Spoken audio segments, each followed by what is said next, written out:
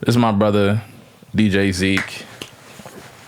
You know what I mean? Man, I appreciate you having me here, man. I'm DJ Zeke, the shining star of New York City worldwide. You know how I get down. Queens representer, New York as a whole. But we're from the East Coast to the West Coast now, man. Right, yeah. How's the West Coast treating you? It's good, man. Yeah, it was, you know. You came out darker than me. I was like, what happened? Nah, I just be in the sun. Yeah. Yeah, this is dope, man. We just in, AKINYEMI'S living room. I like the sound of that. That sounds dope. Yeah. AKINYEMI'S living room. We all AKINYEMI'S. Yeah. Facts. Right. But, yeah, talk to me, man. What's going on? I'm producing a lot more, so I'm like between kind of like having like a self-produced like EP kind of come before this project and just really showcasing, because a lot of people telling me Oily is like their favorite record they've heard from me, and a lot of that is that like it's a sound that no one else can give. Yeah, you know, you made it yourself. Like me and KAYLI, like from the ground up. You know what I mean? Like all the way. Like it's a sound that is uniquely mine. Yeah. So let's just keep pushing that. Yeah. You know, and it's always been like who's the person to kind of find the sound when it's like, nah, we got it. Let's just hone it. And I remember you were reaching out to producers overseas and stuff like that just to get that sound that you liked, but now you're making that sound at home. Yeah. Which it makes it a little easier. You can spit things out faster instead of waiting on a producer to give you a record and fine tune it. You're like, yeah, I don't really like that. This is cool, but you really had a different idea of it. Now you can create those ideas at a faster pace than you can have someone else do it. I heard you even doing Afro beats. Yeah, I've been tapping into some Afrobeat space. Yeah. So I know you have a big audience in Nigeria. London is huge. Nigeria. There was a moment where my Nigerian audience was bigger than my U.S. audience. Oh yeah. Just because like AKINYEMI is like a common last name. Like people was just looking up. No, it's not common. So stop playing. Okay. Now we out here. But like, it's like a recognizable name. You're like, oh, you hear it, you know it's Yoruba. Oh yeah, no. And like people with the same name was hitting me on the gram, like, oh, like let's be friends. Like let's be cool. Yeah. I am a prince. Come on, son. You know. Yeah, man. I think the vision is there. I think guidance and vision make a beautiful project, and I think you taking your time and really making sure that every record is cohesive is going to allow your audience to stay there for a long time instead of rushing out. Nah, I've always been a quality over quantity type of person. Yeah. Like most songs have like quality visuals with them. Shout out you being in the early days video. Oh yeah. It feels good to every record we do has like, you can see the quality. People involved.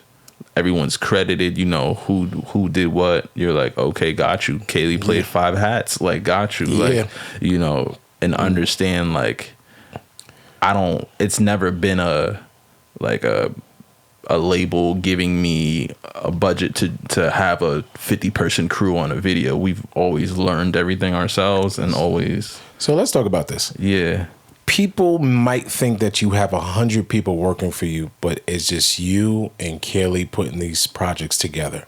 Let us know how much work it entails, because it's other people that's going to be looking at this video like, hey, how can I do it how they're doing it, and how much work it takes? Because I watched you this afternoon, sending out probably 200 to 300 emails. So yeah, it's like, what do you pay a PR company for to send emails? It's either you have time or you have money. Like I don't have the money to pay a PR company, but I have time to dedicate to learn how to write a pitch and to email, to research the people, make sure I'm reaching out the right way. Yeah. You know what I mean? And send an email. And like, we've landed major publications because we reach out genuinely, and no one knows how to represent us like a better way than we do ourselves.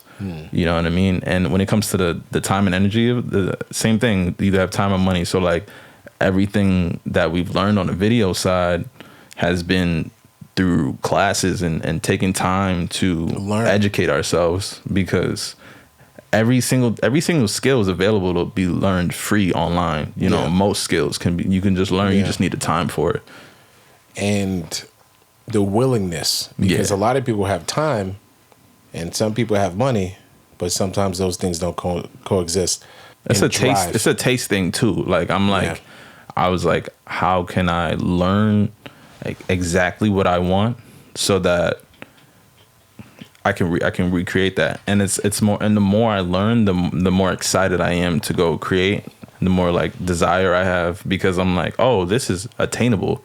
That effect or that color or that look that I thought I needed to hire XYZ person for, nah, we can do that. We just need this one thing, or we just need to learn this one thing. And that's always been like, now I'm like, that's how I like to spend my free time, is learning, whether that's masterclass or whether that's, you know, YouTube, or whether like somebody's doing a Zoom class or something like that. I pick up learning whenever I can. I saw a shift when you were putting out like less videos at one point, but now you're putting out more content, and it's different content. It's not the same type of content. Now you're putting out content where you're producing, putting on that hat, showing people how you're doing it so they have an understanding and they're almost in your world. I think you should let the people know why and how you started rapping, because a lot of people don't know that you were a producer first prior to the rap game. I remember you were on Fruity Loops and, you know, in the crib. Did I take it back too far? Like, nah. I try to always bring it back, because that's where the root is, you know what I mean? Because I used to hear on the lower down the music, no sense. Yo, the loud music is so loud. Facts, literally, like I'm speaking you can't on forget that. Exactly, just a random knocks on the door. Like, oh, don't you have to go to school tomorrow? Facts. That's how I started. I'm gonna get in trouble for that. Right? That's how I started. Was a producer trying to learn. Like, I wasn't even rapping. Like, I think I had a lot of friends who were rappers, and I was like, okay, like they're just pulling their beats from YouTube. Like, how can I make these beats that they're rapping over? And then that turned into me like rapping with them, because that's what they was doing. And like, but I'm a person that if I'm trying something, it's not just a try, it's a do it 110%.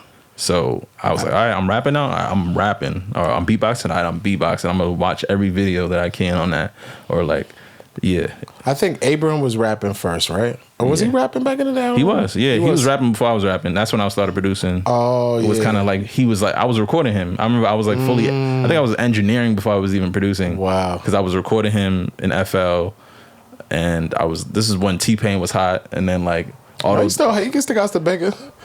He still got some bangers. All right, this is when T-Pain was on Billboard doing bartender, doing Bar You a Drink. Like, you know what I mean? I'm like, everybody was doing auto-tune tutorials, and you know what I mean? I did an auto-tune tutorial. How you feel like you see me change, like as a person, as an artist, in life? When you were younger, you was wild. You was wilding out. I'm just glad that Flo was like, nah, I'll take him.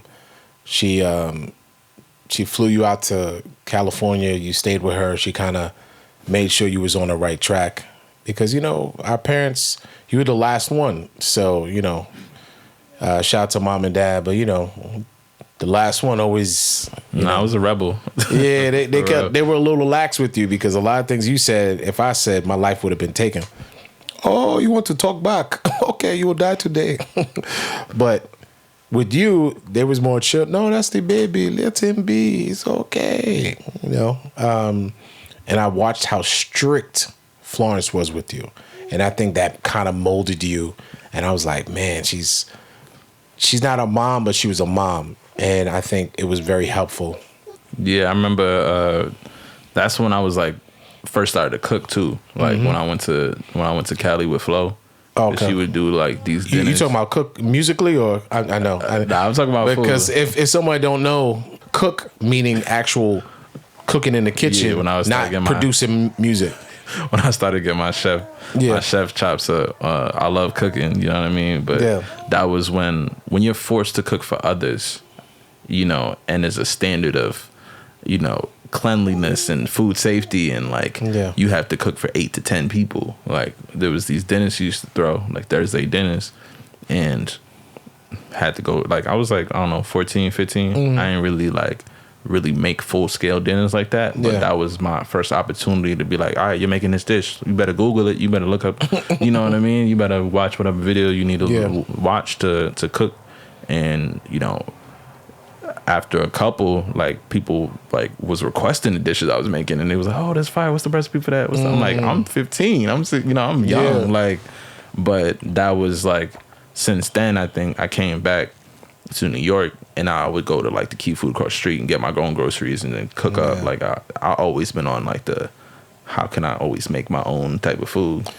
I noticed that you're big on wellness, healthy diet.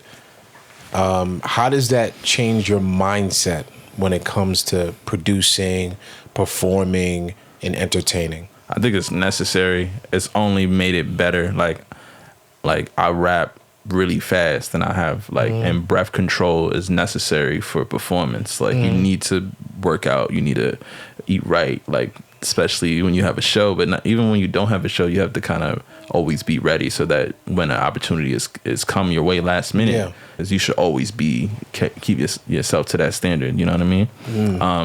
But yeah, wellness has always been huge. Like I've always like followed the health and wellness space and kind of grew up like taking care of myself like that, because I noticed that when I took the time to go to the gym, like I was a way better writer. I could sing better. Like my brain was just more fluid with the words I was writing. What I was talking about like was a lot more in depth. I think there's a level of cognition that exercise brings out that will like enhance any activity that you do. It don't even have to be creative. It could be like just functional around the crib, like, you know what I mean? Yeah, because you were talking a lot about mental health too. Yeah. So does that tie in with the working out and the cooking, as well as being able to focus on things that kind of better you spiritually?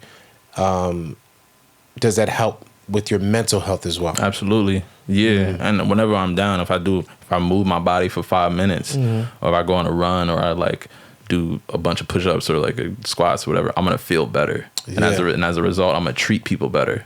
You know, so I'm always like, I'm not feeling good. All right, have I exercised? Okay, let me exercise. Okay, I feel better. All right, now what else can I do? You know, like I'm always kind of in this like problem solving, or like trying not to, like if I find a problem, like having the solutions are kind of ready on autopilot, so that I'm not, it doesn't cause me to kind of go further down into a hole, you know what I mean? Copy. Yeah. It feels good to be in AKINYEMI'S living room, man, and just kind of picking your brain on different things that affect you, affect people, and affect music. What has been the hardest thing in your journey when it comes to creating? I think the hardest thing has been the business side. Like, but I mean, it's a, when I say that, I mean like, it's also another reason why I started producing. It's kind of like, you know, I would do sessions with producers that, you know, I considered friends, or like, you know, there's like this unspoken agreement of like, okay, cool, we're making a song, like put it out. And then like when it comes to like me emailing them and trying to like clear the song to put it out, they're like, all right, yo, I need 5,000, yo, I need 10, like I need this crazy advance or something like that. And that stunt the release of a lot of songs. And I was like, damn, like, you know, and we live in a crazy, shaky world, man. Yeah, so that's been really difficult for me. Yeah. Is like the budget and monetary sides associated with the artistry early on, and realizing like, no, like that's actually a positive thing. Like when you broke, you gonna make the best ideas. Yeah, you know what I mean. Like if I didn't have the foresight to be like, okay, I can't pay you, like what am I gonna do now? Like now I was like, okay, I'm gonna go produce, and I made a better song than the song that somebody else produced. Exactly. And having you're that, paying yourself twice. Yeah, and it's like same thing on the editing side, like same thing on the video side. Like okay, I can't pay this video editor, or like I think of like the Kanye Cudi the Kanye doc where they were like, Kanye went to go to this other film producer to do the Jesus Walk. Yeah, he didn't like it. He had to go back and pay more money because he wanted to try something. But I think like keeping it close and like him already knowing that I got the people I'm close with. Every relationship that I built, I'm meeting less people, but I'm letting less people in, but and it's really just a content of the character. Like me watching them, it's not how they treat me. It's how they treat other people, and whether facts. Like I want to be involved with them, because it's like nah. Like you can be nice to me, but if you talk to that person that way, like I'm good. Like I definitely So we ain't throwing no names under the bus, but when you get older, when you expand your family and stuff like that, you realize what's important and what's not important, right? So if someone is not there for you, because sometimes you have people around you just to use you, so those people get removed quicker than before, a lot quicker. So I've had people in my life that you never realize that, hey, they really not for you. When you start having a kid and you start having family, everything is like a spotlight on these people. It's more nuclear. You like really look around who's in the room. Who have I texted in the past month? Literally, like when I was looking at who to invite to events and stuff, I'm like, who have I hit up in the past 2 months? Like, or who hit you up on your birthday? Up, like without me having to initiate the conversation, like if someone hits you with 3 letters for your birthday, that's not your friend. No, HBD. That's not your friend. I can't do the HBD. I can't do the Facebook timeline birthday invites. That's the only time if I don't get a call or a voice note, fam, I'm good. Another thing I learned is, like, some people expect so much from you because they know you or know of you and haven't been in the trenches, but they feel like they should have some of your success. How do you feel about that? I feel like there's people that knew you but don't know you. Yes, my brother. Y'all doing well. Let me say that again. I think there's people that knew you but don't know you. It's often the people that they had a lot of access to you in the past, and it was cool with you. They saw when you was like had nothing. You know what I mean? And then now that you're in a different position in your life, they think that access still exists, or they would like to recreate that access that they had before. So they start talking to you as if you owe them something. Oh yeah. Oh, I was with you when you was there. I was with you in the. I was in the gym. It's not about what moment that you were with me. It's whether it's the amount of time, or like are you still with me currently? You know what I mean? Because I've seen that a lot. Yeah. I toured with a lot of people. Some people, I was there 6 years. I was their security. I was their manager. I was their DJ. As soon as a little money come in, they out. That's character. That's why I see a lot of like artists, a lot of big artists, like their team are their childhood friends. Because who else do they trust? If you join my team while I'm on Billboard Top 10, that's not genuine, and I go down, you're gone. Yeah, because that's what you came in expecting. You know what I mean? I need you to be like, we got to celebrate the wins together and the losses together and learn from it together.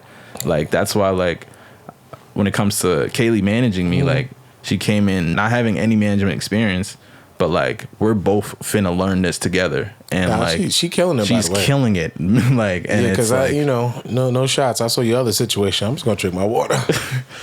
My business. The level up is speaks for itself. You know. Yeah, what I mean, it's like it's only been a few months, like, and like that's all it takes. Been killing it, and it's the treating people the right way is, the time and attention, the attention to detail that comes with the care and the relationships. That's the difference between someone that loves what they do and someone that does it because they need the attention. Yeah, I've seen the growth. So it's, in life, sometimes you have a weight on you and you don't realize it until the weight is gone, and then you start flying.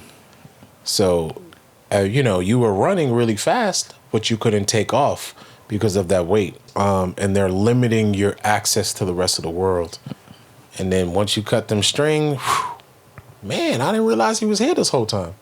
And yeah, people looking at you. and it's is the hardest part of that is you're comfortable because that's what you've been had for so long. You can't imagine like not having that person or that agency or that organization with you, but they could be the very thing that's causing you to be held back. You know what I mean? Yeah. So it's like a parasite. it's good to have check-ins. Like yo, why are you here? Like I asked previous management, like, what do you actually do? Like, what's your role? Like, asking them to explain what their roles are. If you ask that question, it's already too late, man. Yeah, because I wanted to know, and they couldn't even really list what they did, what their role is, and I was like, oh no, it's time. It's time for you to go. Like, I be here. I open the door once in a while.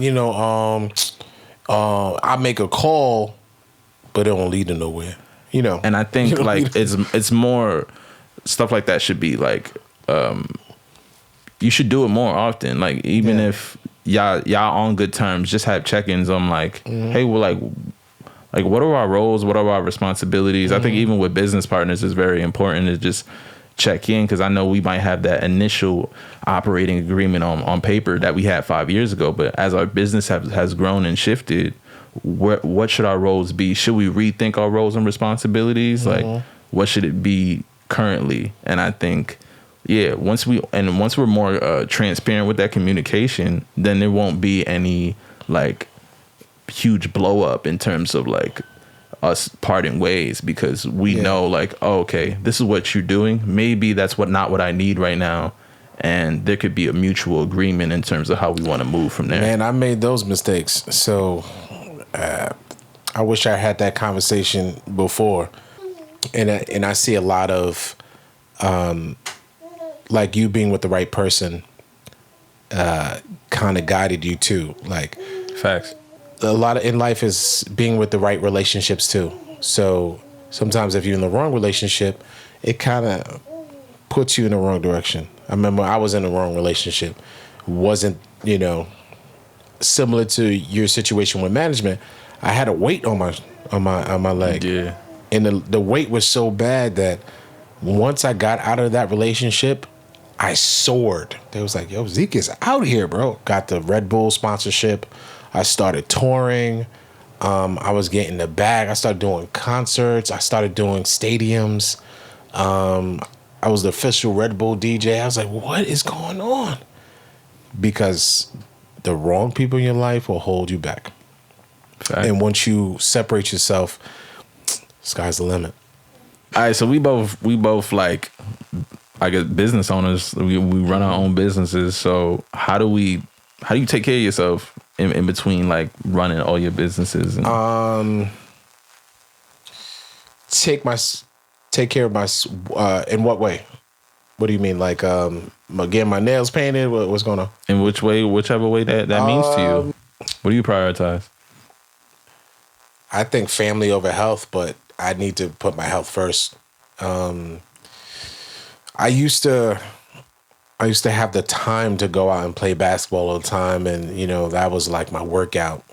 But sometimes if I ever feel stressed, I enjoy going to the nail salon and getting my feet done and my nails and stuff like that. Or sometimes you're really stressed and you need a back massage, You go with you and your wife, get the little double massage situation just to release that stress. Or sometimes you just be in your little corner listening to music. Sometimes that's a release, like listening to like old Snoop Dogg or old Mace or even Nas. I'm a huge Nas fan, so listening to old Nas or Eminem, like I'm like, yo, man, it puts me in my zone just to like clear out the world. I mean that's my piece, because sometimes the world is crazy, man. But if you focus too much on a crazy world, you go crazy. So sometimes you got to separate yourself mentally from the craziness of the world. Fire. Yeah, that's dope. Yeah. I feel similar. Like music is definitely like a way for me to lock in, and for a way to me to like avoid distractions. Yeah. Sometimes I like take music off though, and like really, I'll go on a walk without a phone or without any type of music, just to like really be with my surroundings and really like kind of get away from the distraction of like work, but like, and then now be grounded with the community and be around like outside, like, oh wow, like I didn't notice that one thing, or I didn't know, you know what I mean? Oh, like yeah. I have those moments all the time, and that kind of really grounds me. So when I get back to my crib, I'm like, I feel like I'm one crib in this community, and I have more purpose. Yeah, 100%. But I love that feeling, like when you walk around and you see a building that's been there for mad long, and you're like, damn, I never noticed that, because you never looked up. Because a lot of times we're in our phones focusing on this imaginary world called the internet. I'm like trying to be more integrated with the community than, you know, because I think it's very easy to like take care of everybody besides like your immediate local like surroundings, you know what I mean? Like, and that's kind of where even when it comes to like your shows and stuff like that, if you just tour everywhere besides Queens, or you tour everywhere besides New York, like your own hometown won't know you, you know what I mean? So yeah. So what's next for you, man? I know you got a bunch of, you working on a video. When does that drop? I know you work on like 9 videos at the same time. I mean, yeah, man, we always got new music videos coming out. So Oil Leak music video, you know, that was crazy when that came out. Like, cause I remember when like shooting that in Tokyo, and my first time going to Tokyo, and that was a flex though. You know, first time in Tokyo, just out here shooting my music video. You know what I'm saying? Out here. We kept passing these phone booths. Like, we just kept going on walks, and we kept passing these like green phone booths, and they look fire. It's not like the New York ones. Like, it was. They don't even have them anymore. That's the crazy thing. Yeah, they pulling them out. Yeah. And it's not like the British ones, which are like the red and like very like. It's like obscure, but it's like I like the pop of green that I had, and I was like, I want to do something with the phone booth. Yeah, I think we were at a museum or a shrine or something like that, and I went in there and I picked up the phone booth and I started like rapping my verse, and then KAYLI filmed it, and I was like, oh, this is fire. And then KAYLI's cousin Toshki, like he brought this amazing idea to kind of like have me talking to another version of myself through the phone. So that's like me as a mechanic in America, kind of speaking to this character that's in Tokyo. And yeah, it was a really dope idea, and I feel like it's one of our best. And that's always our goal with the music videos, is just to grow and grow. And like that's another huge mean of expression, and kind of like where my artistry is going is like is the visuals. What's next for you? Life, man. I got a kid now, man. So it's less about me, it's more about him. It's like, cool, you know, I had a great run. It's not like the run is over. It's just like you have to now sow another seed. You have to put water into another seed for that seed to grow.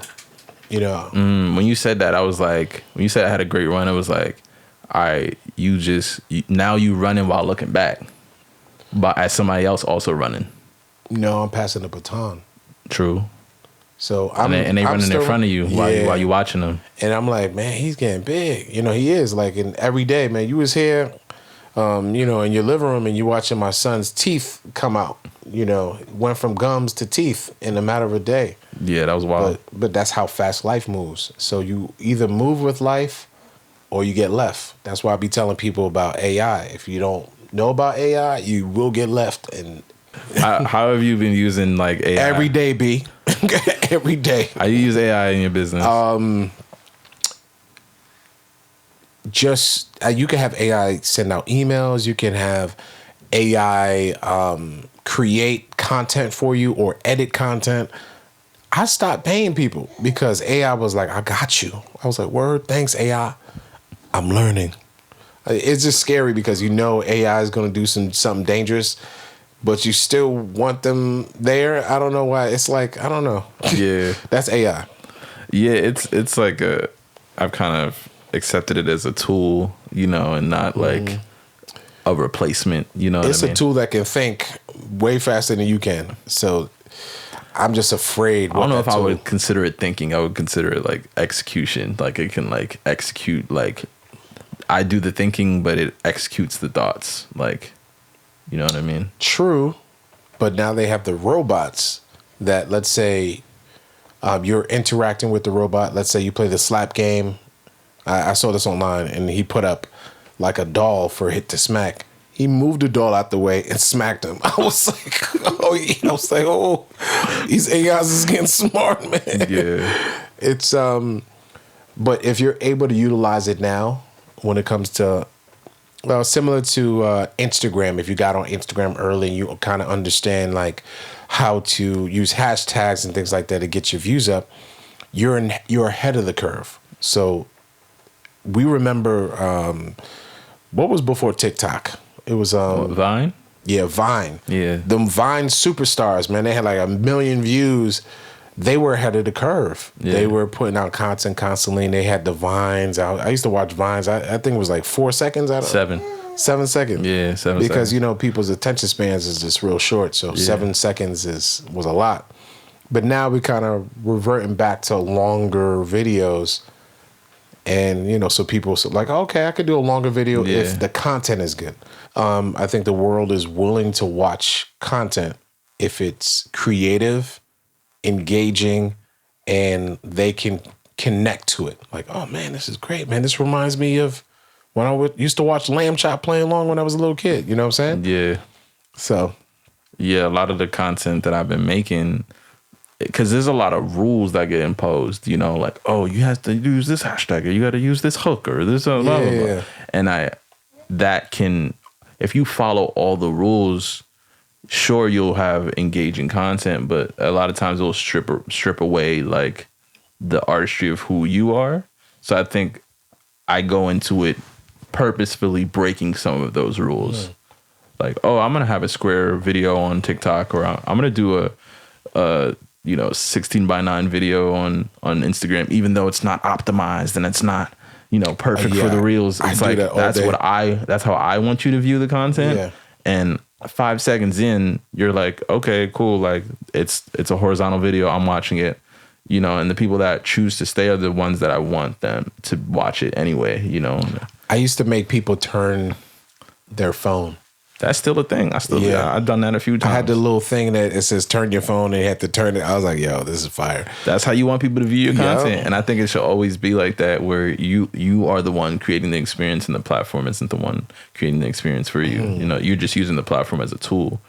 And as much as we can continue to kind of create our own worlds and create our own narratives on these platforms and use them as a tool, and create our own platforms, whether that's websites or email lists or SMS lists, on just in case, you know, TikTok gets sued or Instagram closes down tomorrow. Like, we still have a fan base that can follow us from. Can we pivot real quick? Let's talk about, why did you start growing your hair? I know it's just stupid. It's awkward, but I want to know, because you're my brother, and I've never seen hair like that. I've been hair challenged for a while. I told my wife I had waves, but okay, it's flexing. Okay, I see it. Doing a bucket. Yeah, I guess I wear buckets now. So, but you flex. Where's my Vaseline? I put some Vaseline in my toe. Shining. I started growing my hair. I think it was out of. Well, I think first I had a fro. And then the fro. I thought he was gonna say pandemic. I was like, "Yo, me too, son. I ain't had no facial hair." I think I had twists before the pandemic. Yeah, but this is it's definitely the longest my hair's ever been right now. Yeah, mad hang time. I had a fro, and then it just kept. You know, I had to pick it, and that was like a whole thing. And I would shed hair all the time, picking my hair. I don't know the feeling. It's selfish. It was just me figuring out how I wanted this hair to be. Yeah. Like, I was like, Did he try dreadlocks for a minute? I have dreadlocks now. Oh, my bad. Yeah, I'm sorry. Yeah, I have locks now. I'm sorry. I didn't read the notes. It's all good. It's all good. But yeah, so I think our parents have forced us to shave our heads our whole life. You know what I mean? Yeah. And because they didn't want to go to the barber shop. I've had a light Caesar for so many years that I was like, when I finally had an opportunity to grow it, I was like, let me just see how I look with a fro. I tried it, but my hair was looking crazy. I was looking like, what's that guy's name from Steve Urkel, the father? Mr. Winslow. I was looking like him. When you had to... No, I'm just talking about, you had the thing that Dad got, the little... Oh, the widow's peak? Yeah, like my hair was like, nah, we out. I was like, what'd I do? And then it got real bad. I was in, I forgot I think Barbados. I was on the catamaran, and then the sun, I had like sunburn. And then, at least that's what I'm telling people. That's how my hair disappeared. And I had to let go. Yeah. I mean, you rocking the shaved head look, though. My barber left, too. That's another reason. My barber, everybody know, man, a barber's real, man. If your barber leave, it's not even worth it no more. Yeah. And he was so nice. I used to get a shape up like twice a week, right? But he was so good it looked like I had hair. He was nice. And then when he left, I was just like, it was just growing like in patches. I was just like, I'm out. I remember when you was getting like when you had no hair and you was like, let me get a shape up. I was like, what they shaving up? Like, but now it's a balance because now I got facial hair and then before it was just I feel like we the opposite. Like I don't got no facial hair, but you got a whole beard. And I used to be like that, man. But pandemic, I was just in the house chilling, and then I was like, who am I shaving my face for? No offense, sweetie. Like I didn't want to. And then it was growing, and she liked it. She was like, "Oh, I like it. Keep it." I was like, "Really?" She was like, "Yeah, it's nice." Yeah, you be doing the beard oil and all that. Yeah, shout out to my wife Tiffany. She told me to grow facial hair. I was against it at first because I wasn't accustomed to it, and it itched a lot. You know what I'm saying? Right. I was like, And then using all the essential oils. That's all I use. All the naturals. I see you use a lot of natural oils too. Yeah. To get right, yeah. I think you got some brands, or you don't want to give away the secrets. What you mean, like for body and stuff like that? No, like for the hair products, because some of these girls are gonna be looking at your hair like, girl, that's the extension. That's not even I use. I use like the Jamaican Tingle shampoo and big up all my Jamaicans. Yeah. Rah, rah. Honestly, a lot of the products I just get from like the people on the block. Like they be making they just be making the natural. Shout out to the Africans. Shout out to us. Facts. They be having the markets, like the people they got that, the incense. I everything. made this yesterday. Like those are the people I buy that stuff. Yeah, I definitely do. The best stuff you can get. It just sucks when you try to get a refill and they're not there no more. Like they gone to the next city. It's but the reason why I got locks. So it went from a fro to me twisting it just to kind of manage it because the fro was getting crazy. Yeah. And then that was I think I like twist more. Yeah. Like because it was a little bit more manageable. And then, but the twist, you had to take them out after a month or so. And then you get a fro again, and then you got to get it retwisted. I have no idea what that feeling is like. It's like you have no idea how big your hair is until you take it out and you're like, oh, that's my career. So I think after a few years, I think maybe it's been about a year or maybe a year and a half now, I had locks.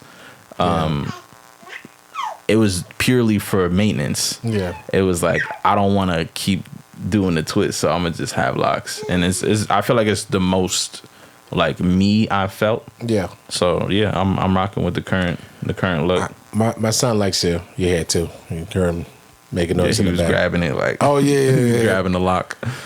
Because he can't do that for me. He just be grabbing my beard, being mad disrespectful. And he was like, come here. Did I tell you? Did I tell you to bring me my baba? I'm like, his grip is so, he ripped your hair out of your beard, bro. And then had it in his hand and was playing with it like, I was like, okay, little man.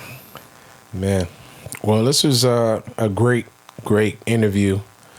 And I appreciate you for bringing me into, AKINYEMI'S living room. It's a dope name. Word. I ain't gonna lie, and I named it. So, so if people wanna support you, how can they support you? Just send me money, cause be honest, that's the best way to support me. But if you want me to do an event, or if you just want to, let's say, cop a suit for me, go to DJZeke.com. I'm not giving you my number because that's too personal. but you can go to my website, fill out the form, and I'll get back to you same day. Me or my team. By team, I mean me. I'm going to be hitting you up.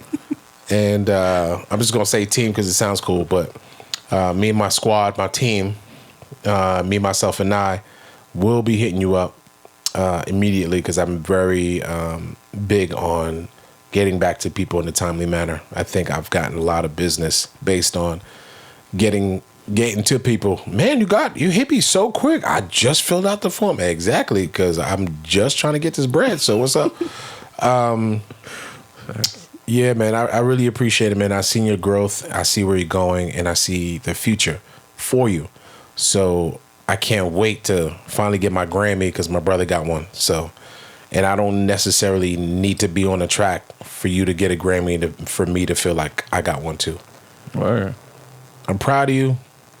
Not trying to get emotional, but you know, we're emotional creatures. At least I am. So, till next time. Yeah, thank you for all the knowledge you shown, man. All the knowledge you've given, man. I've definitely walking in those footsteps, and I'm glad to keep walking in them. Now you made your own. You know, I just got some big feet. That's why you. Well, thanks for passing the baton my way. You feel me? Yeah. Appreciate you. Ooh, that was the comedy circle back. I like that. You did that. Until next time, AKINYEMI'S out. Peace. Peace. Shout out DJ Zeke. Got the little.